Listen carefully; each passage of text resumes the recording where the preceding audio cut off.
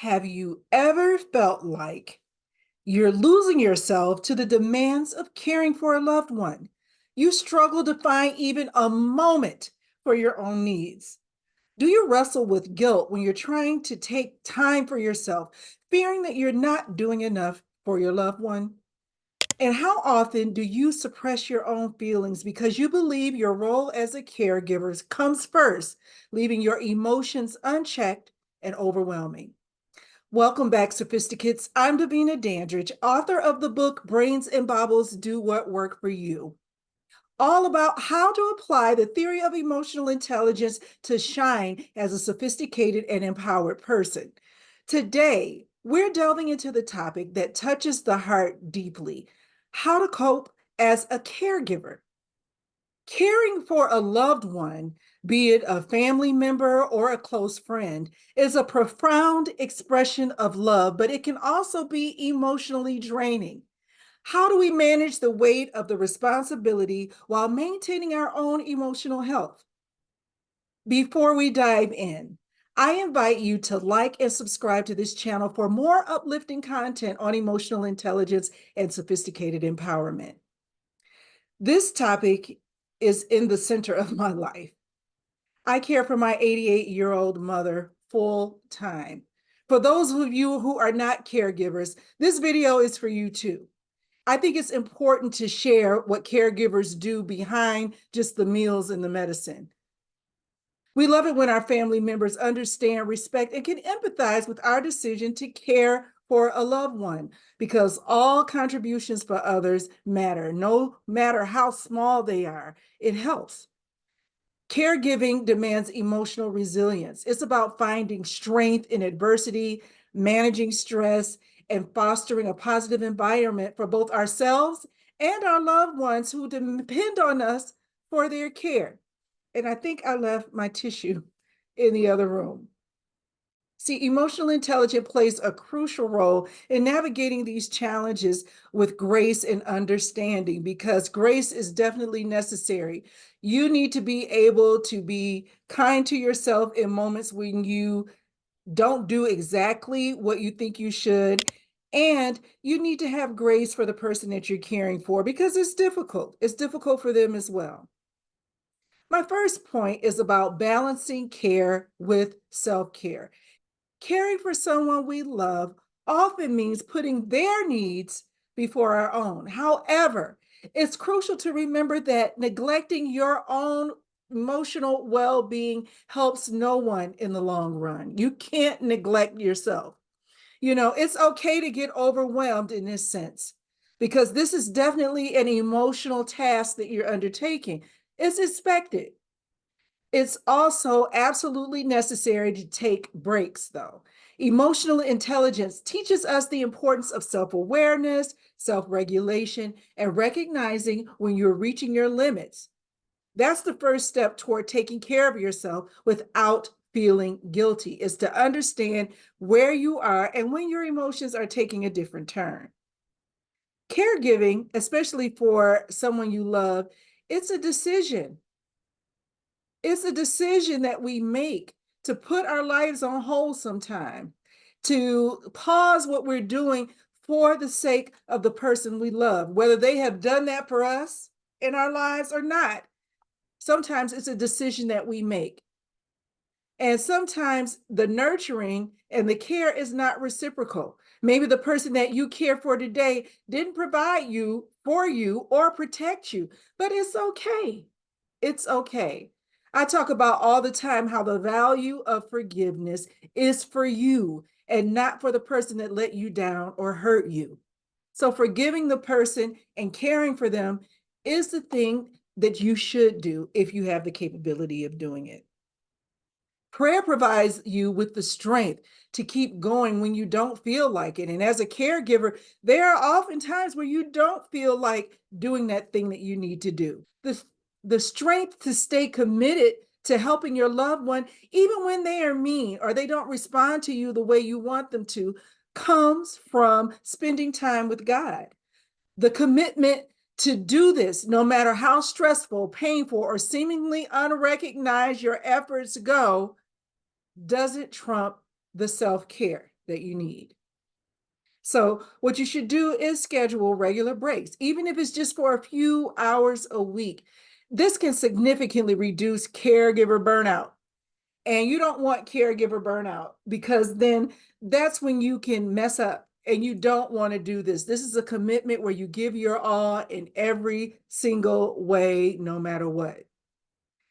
You know, you should take breaks and use that time to engage in activities that really rejuvenate you. They give you energy because you need it. I'll tell you what I did. I set up a coffee time and a pool date with my neighbor who also works from home. We're going to meet tomorrow. And it's so important for me to do this because this is an opportunity for me to just chill, just to be Davina for a couple of hours, without the responsibility of the actual actions. I have someone to help me with my mom, which is a blessing. So, this is why it's important to really take this challenge on, but do your due diligence when you do it. Okay. Remember, caring for yourself is important because it's not an act of selfishness. This is part of the giving. It's an essential part of being an effective caregiver. You can't get the burnout. Here's a quote by Audre Lorde. She says, caring for myself is not self-indulgence. It's self-preservation and an act of political warfare. I mean, it is really warfare. You have to negotiate and manage and set up things in advance to care for yourself, but it is so worth it. In the world of caregiving, this means recognizing that nurturing your own well-being isn't just beneficial, it's essential. It's essential for us to continue giving our best care to those we love. It's also a reminder that by prioritizing our own emotional wellness, we empower ourselves to be stronger, to be resilient caregivers, to keep pressing on and pressing through no matter what challenges we may face in the care, whether it's if we have to go to the hospital or if they just aren't responding. We need to be stronger, and taking that break helps us to build that resilience. My second point is managing emotional overflow. As caregivers, we sometimes bottle up our feelings. We don't want to always talk about what we're going through, what we're feeling. We have to keep our emotions together for the person that we care for. Because remember, their emotions are involved too. If they could do for themselves, they would.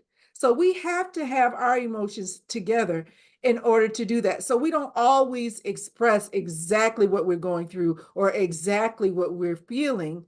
We want to avoid burdening others, or because we feel our struggles pale in comparison to the people that we care for. However, suppressing emotions can lead to explosive outbursts and depression. And I have to be transparent. I get overwhelmed sometimes, and I have to talk to myself and take myself out of the situation and then help myself to not be depressed. It's a lot. It's a lot. But implementing emotional intelligence involves acknowledging our feelings and expressing them in healthy ways. And we have to seek support as we need it. And support can come in many different ways. But the first step to support is prayer. It's so important to my caregiving journey and my journey as a wife and a mother and a full-time caregiver to my mother. I pray without ceasing all day and all night because caregiving is challenging. I'm going to be real with you. It's difficult for me, in my case, to watch the strongest, most charismatic, and giving woman I know change from being this beacon of strength and love to a person who relies on me on a daily basis for almost every one of her needs. Prayer gives me the strength to focus on her needs and not my wants. My want to have my mother the way that she used to be. I have to focus on where she is now and what she needs at this moment, and not on being sad about the changes that I see in her, but on being thankful for this time and for us to develop new memories. not staying in the past, in our past relationship, but recognizing the value in this new relationship, in this new dynamic. Prayer helps me to stay focused on providing the love, the nurturing, and dedication that she's given to me. I can now give it back to her. Some days are overwhelming when you're juggling, you're balancing, you're making appointments, you're administering medicines, you're trying to figure out how to address a new pain or a new symptom, and your emotions can get the best of you. Practice expressing your emotions through prayer, gratitude journaling, or doing something that connects you with God. You can even try talking to a trusted friend or even a therapist if you need to, but you have to express your emotions. You have to talk about or do something about how you're feeling. This can help prevent emotional buildup and provide a support you need to manage your responsibilities, because these responsibilities are heavy.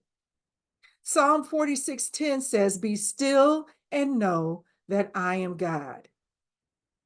This reminds us to take a moment and breathe and trust in God's plan. You are blessed to be a blessing to this loved one. You are blessed to be in whatever situation allows you to be a caregiver. And there is a whirlwind when you're caregiving, but you have to trust in God's plan. His plan never fails. It's like a gentle reminder to pause, find your centeredness, and draw strength from God when things get overwhelming. You know, sacrificial love, the heart of caregiving, is like a bright light that not only nurtures those we care for, but it transforms us. It teaches us the depth of love's power and the resilience that it brings to our journey. It makes you stronger. But there's one thing that most caregivers don't really think about, and that's envisioning your future. Being a full-time caregiver can often make it seem like your own personal aspirations have to be put on hold. However, integrating future planning into your life is crucial, even while you're in the midst of caring for your loved one. Emotional intelligence can help you envision a future that includes both your caregiving responsibilities and your personal goals. I am fortunate to be able to work from home, so that I can care for my mom. And even though I have help most days of the week, I still have to be here to make some crucial decisions and make sure that she's getting the care that I desire for her to have. And I can tell you this, that without the support and love of my husband, I could not do what I do. So it's not just you alone. It's you setting up a community, setting up an environment to enable you to do the thing that you need to do right now. But you need to take that same effort to set up an environment for your future. So while I am doing the important thing for my family, I still have plans and goals for my future. And this is a great time to execute my plans. Self-awareness is the first step to balancing this important work with the vision that you have for your future. Your future doesn't start when your caregiving ends. Your future is right now. Your future is in the next hour, later this week, or 3 months from now. I have to use self-awareness to assess what I need to do to become the person that can do the thing that I want to do in the future, to explore the type of lifestyle or environment I desire for myself, even in the next hour. I have to always think and work toward that future self, okay? And here's what I can tell you to do to focus on your future self.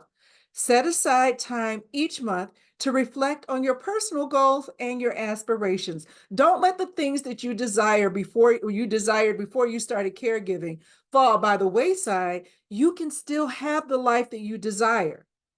And you say, how can I align those goals with my caregiving duties? Well, it's not going to be easy, but it is possible.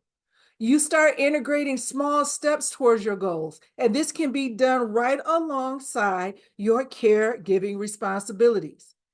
And you start by taking small steps to Write down achievable goals. They could be small things like maybe you need to boost up your skills somehow. You can enroll in school online. You can take a course. You can read a book. There are so many things that can put you on that journey that you're reaching for. Achievable goals that don't require significant a time away from your caregiving duties, but help you move towards your larger aspirations, your future self. I did better than I thought I would on this video because I just knew that my emotions would take hold of me. But I'm happy to say that sharing this information is more important than just sitting in my feelings. So I'm telling you, this thing actually works. You can manage your emotions and do what you need to do. Caregiving is a journey that truly tests the limits of our emotional resilience, but it also offers a unique opportunity to grow in love and patience. Remember, you're not alone in this journey.